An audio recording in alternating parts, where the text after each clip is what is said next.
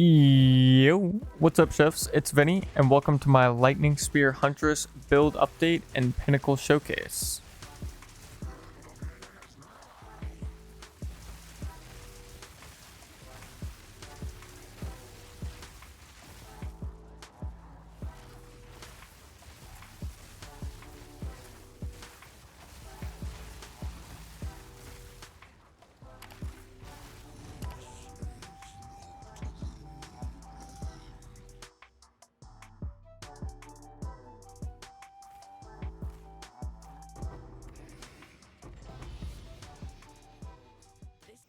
So, as per usual, you guys can of course find a full max roll and POB planner. Links will be down in the description. I'll try and keep the POB planner link up to date if I make any changes to the build over the next couple of days.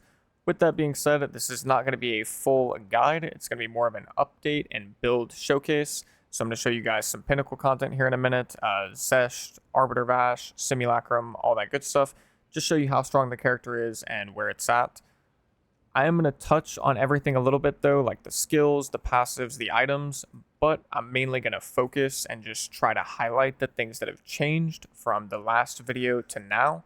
And then I do have a full build guide coming out for this in about a day or two after I just smooth out a couple of the rough edges and make a couple final optimizations to the build.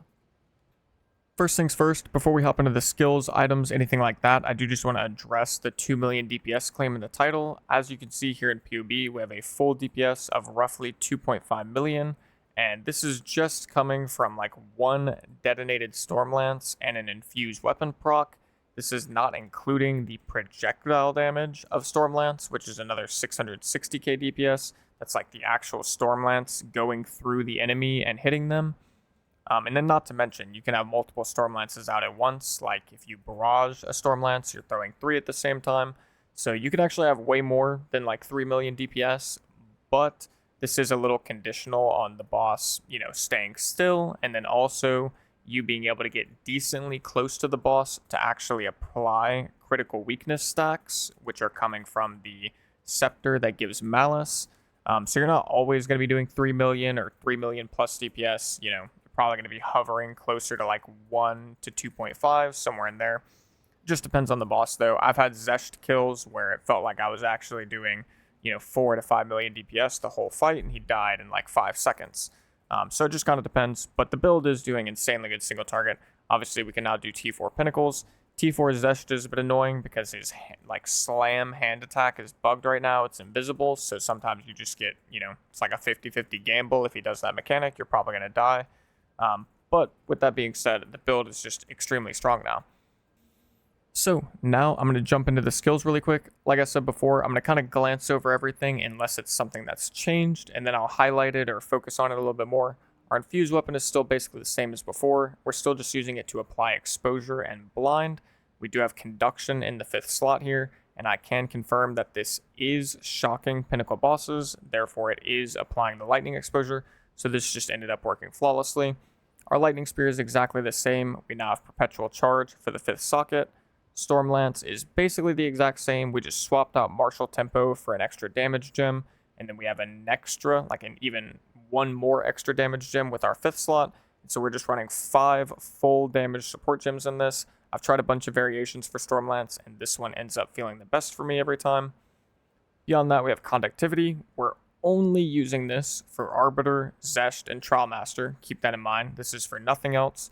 It's only for bosses with 75 lightning resist, because we have 30% lightning pen from these 3 nodes, and then we're also applying a lightning exposure, which is an extra 20% penetration, so to speak. So that's 50%, and then this is an additional 27%. So that's 77% total. Therefore, we're covered for every boss in the game. We don't use this, like I said, though. We basically never use this except for those bosses. We have Cursed Ground, Persistence, and Ritualistic Curse in it. This just makes it apply in like an area of effect, and it lasts quite a while, so it's quite nice. Barrage, we can now use Barrage again because of the Inhibitor support gem. This makes it so that Barrage does not consume Frenzy charges. We're using Premeditation, Inhibitor, and Murderous Intent. So the way this works is on bosses, you would pre-throw some Stormlances.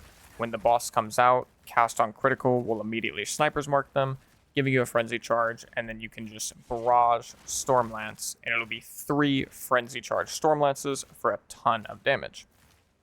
After that, we have Sniper's Mark, Inspiration, Arcane Tempo, Mobility. We actually never use this anymore, and we are going to get rid of it once we drop our Unset Ring. We just kind of still have it in our Skill Gem tab for now, but we don't need it anymore because now we're always running Combat Frenzy and Cast on Critical at the same time, which covers our Frenzy Charge generation 100%.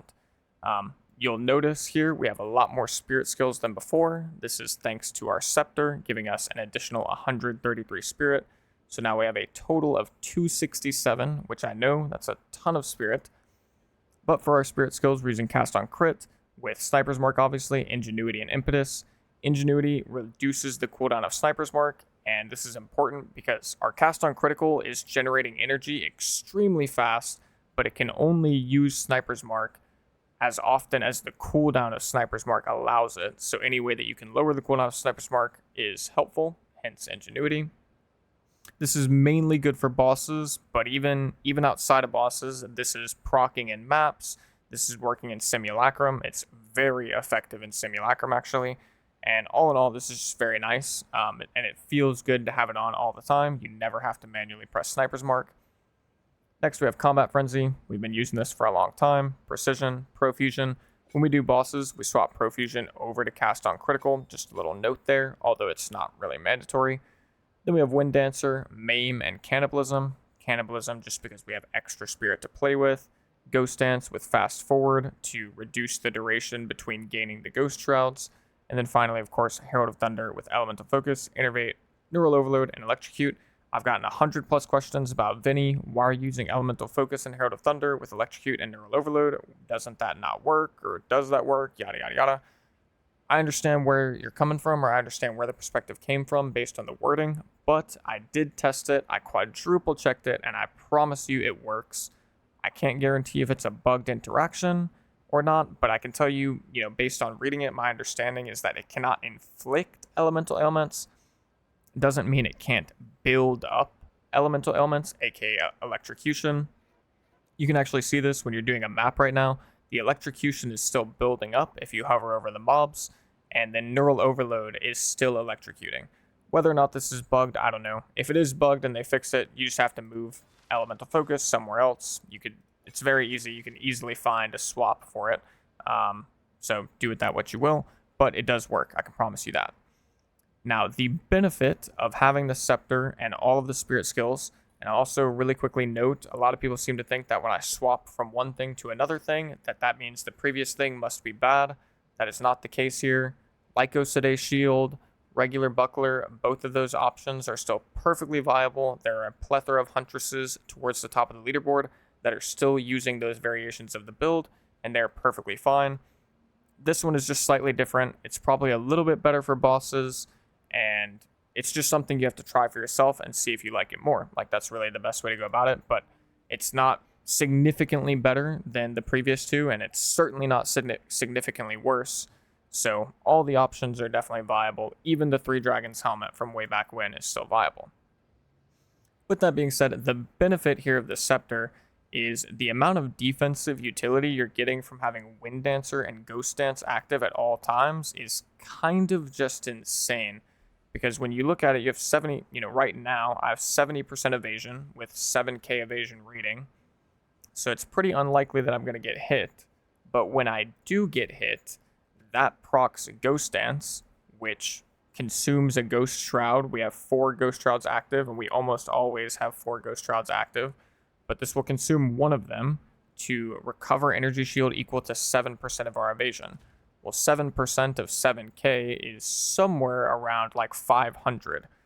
So basically, when we get hit, we take the damage, but then we immediately recover 500 energy shield.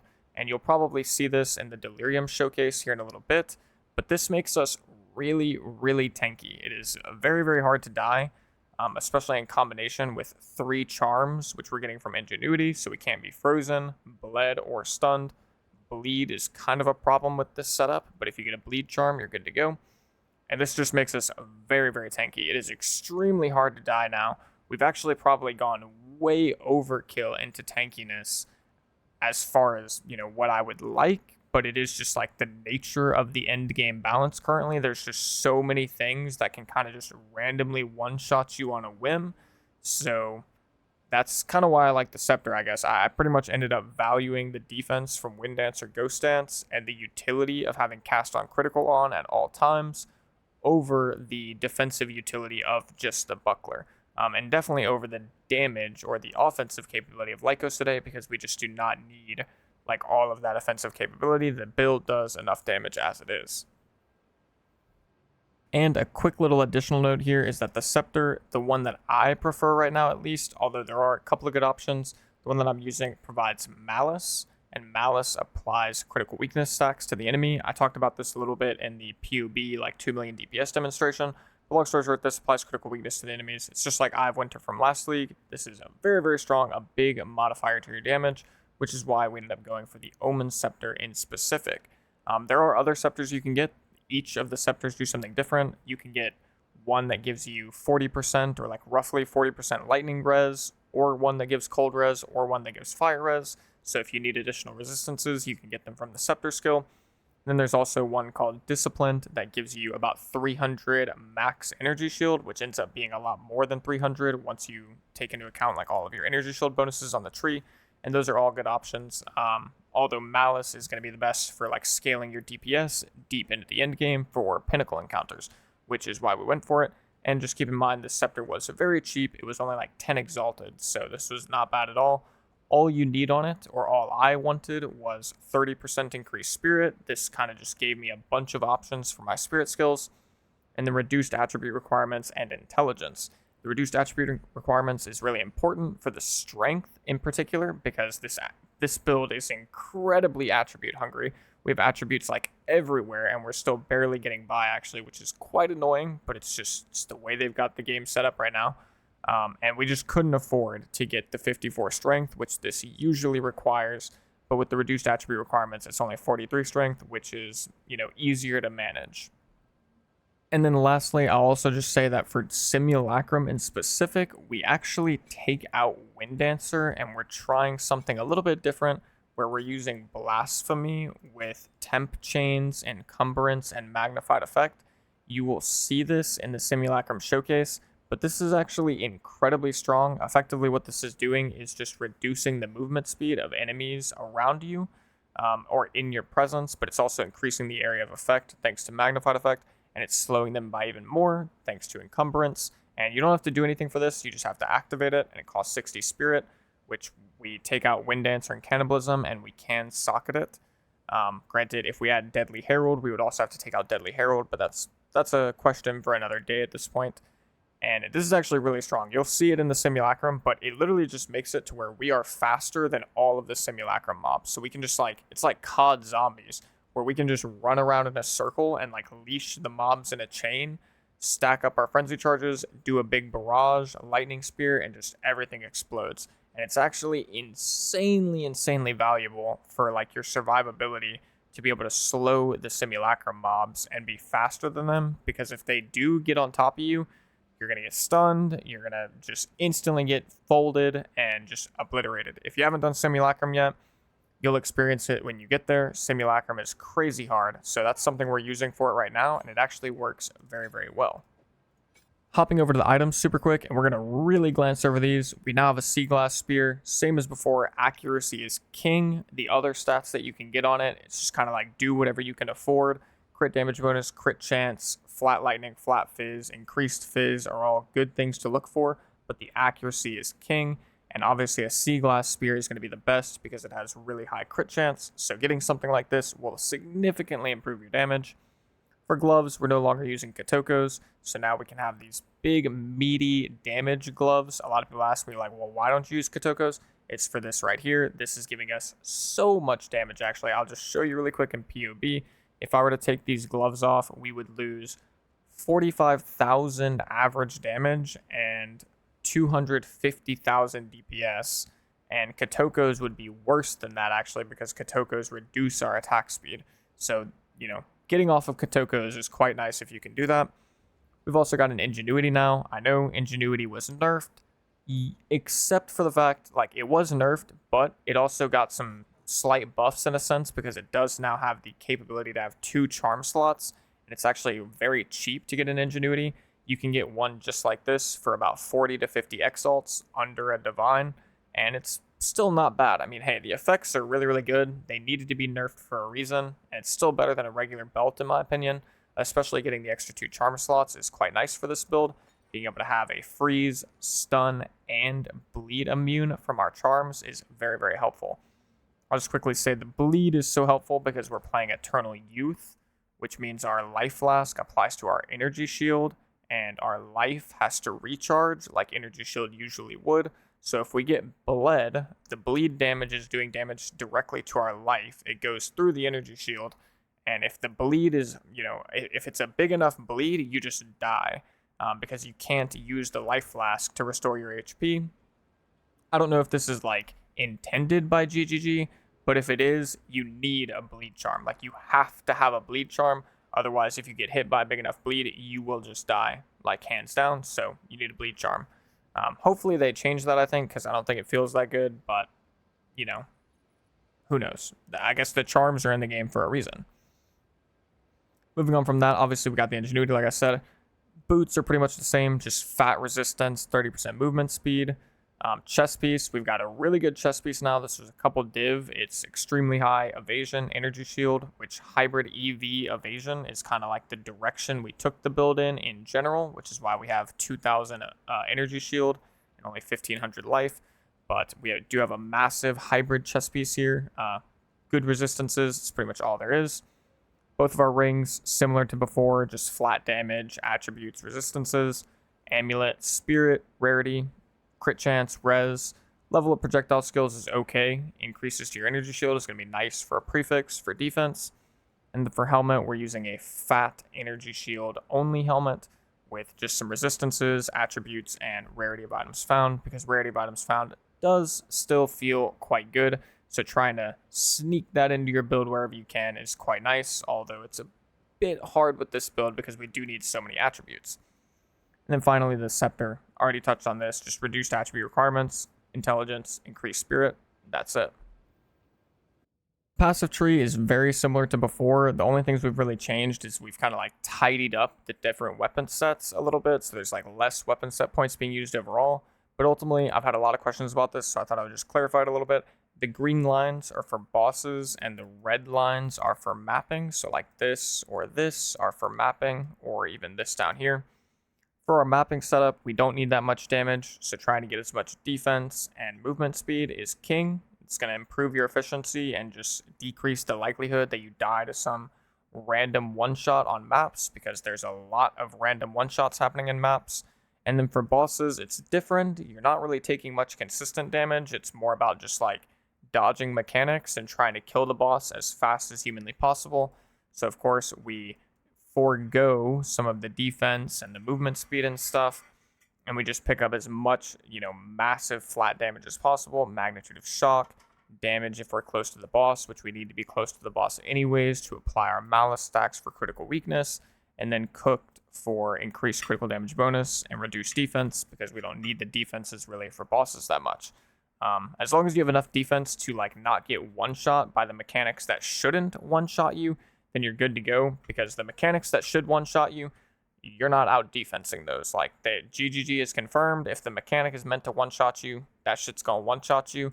So you should not even try to like out defense that. You should just try to kill the boss as quickly as possible and dodge whatever you need to dodge, which I think is fine. So that's obviously how we have the passive tree set up. And that is going to conclude the build update section of the video. Like I said, a full build guide will be coming out in a day or two once I just, optimize a couple last few things, smooth out some of the rough edges. In the meantime, if you do want more in-depth information on like the items or the jewels, for example, because I know I didn't really touch on the jewels much, but if you want more information on that stuff, I will include a link to my trade links document down below.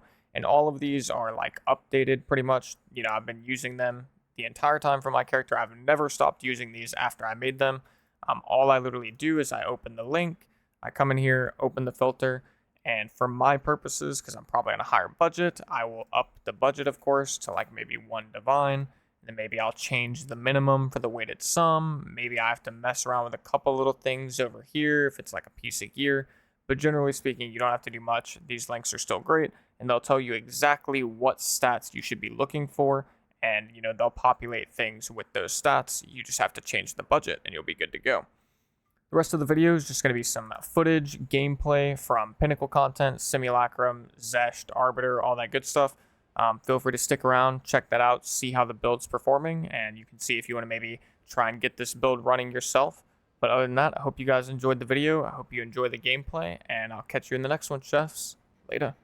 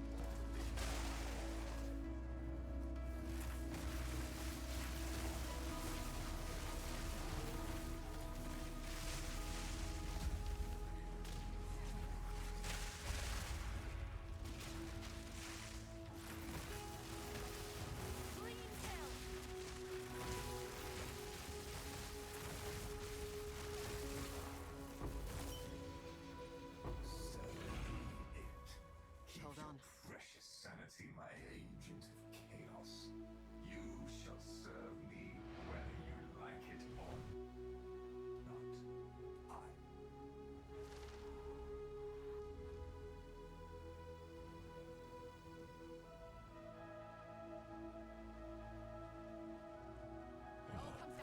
You are too late. The fourth edict already burns for your world.